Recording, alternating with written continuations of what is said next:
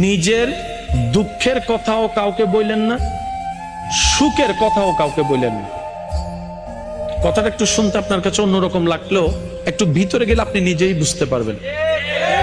আপনি নিজের মনের দুঃখ কষ্ট সহ্য করতে না পেরে হালকা করার জন্য যাকে বলছেন, মনে রাখবেন আপনি তার কাছে কিন্তু কোনো না কোনো ভাবে একটু ছোট হয়ে যাচ্ছেন।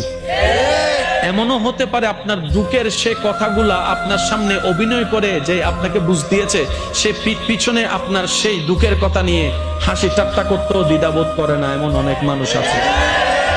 আপনি যাকে দুঃখের কথা বলে মনকে হালকা করার চেষ্টা করছেন, আপনার দুঃখের কথার সে দুঃখটা সে বুঝবে না, কারণ তার সাথে তো সেটা ঘটেনি।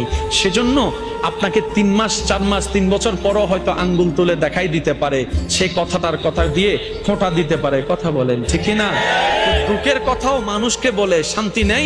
এবার আপনি বলবেন ভাইয়া সুখের কথা কেন বলবো না? আমি বলি কি ভাই, দুঃখের কথা শোনালে যেরকম মানুষ দাম দেয় না, সুখের কথা শোনালে মানুষ বদনজর লাগাইয়া সেটাও নষ্ট করে দেয়।